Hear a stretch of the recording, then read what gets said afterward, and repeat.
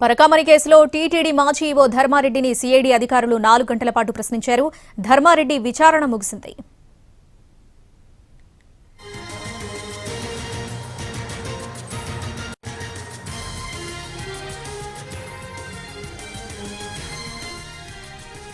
పరకామణి కేసులో టీటీడీ మాజీ EO ధర్మారెడ్డిని CID అధికారులు 4 గంటల పాటు ప్రశ్నించారు. ధర్మారెడ్డి విచారణ ముగిసింది.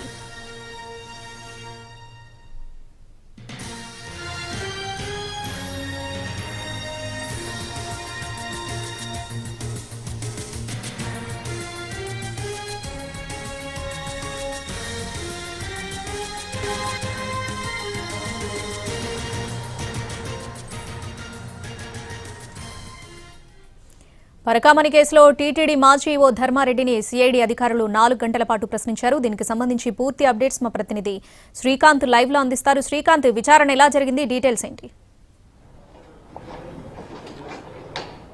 పరకామణి చోరీ కేసుకు సంబంధించి విచారణ ప్రారంభించినటువంటి సిఐడి అధికారులు ఇవాళ టీటీడీ రిటైర్డ్ మాజీ ఈవో ఎవరైతే ఉన్నారో ధర్మారెడ్డిని విచారించారు. విజయవాడలో ఉన్నటువంటి సిఐడి కార్యాలయానికి ఉదయం 10:30 గంటల సమయంలో ధర్మారెడ్డి రావడం జరిగింది.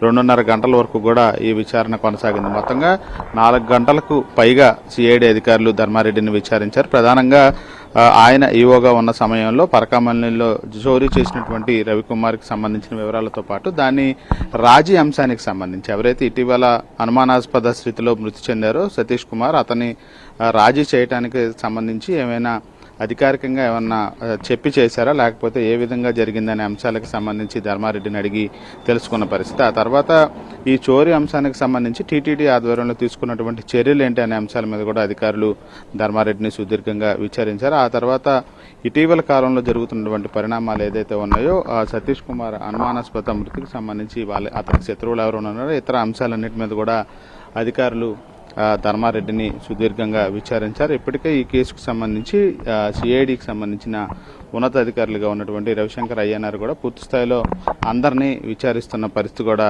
ఉన్న నేపథ్యంలో ధర్మారెడ్డిని అప్పుడు జరిగిన ఆ చోరీ కేసుకు సంబంధించిన రాజీ వ్యవహారం మీద పూర్తి స్థాయిలో విచారించినట్టుగైతే మనకి తెలుస్తూ ఉంది. విచారణకి సంబంధించి ఆ కేసు ఏదైతే ఉందో దాన్ని రాజీ చేసుకోవడానికి ఎక్కడా కూడా నిబంధనలు లేవు కాబట్టి ఆ విధంగా ఎవరు ప్రోద్బలంతో సతీష్ కుమార్ రాజీ చేశారు అనే దానికి సంబంధించి కూడా వివరాలు అడిగి తెలుసుకున్న పరిస్థితి. ఆ అంశం ఏదైతే రాజీ చేసుకున్నారో దాన్ని టీటీడీ అధికారులకు సమాచారం ఇచ్చి చేశారా, లేకపోతే ఎవరిదైనా ఒత్తిడి ఉండటం వల్ల చేశారా, ఈ అంశాలన్నింటి మీద కూడా ధర్మారెడ్డిని అధికారులు 4 గంటల పాటు కూడా విచారించిన పరిస్థితి కూడా ఉంది. వీళ్ళతో పాటుగా మరికొంతమంది మరో 2 టీటీడీ రిటైర్డ్ అధికారులను కూడా ప్రస్తుతం విచారణ కొనసాగుతున్న పరిస్థితి కూడా ఉంది. గతంలో టీటీడీలో పనిచేసినటువంటి మాజీ సివిఎస్ఓ నరసింహ కిషోర్ను కూడా ప్రస్తుతం అధికారులు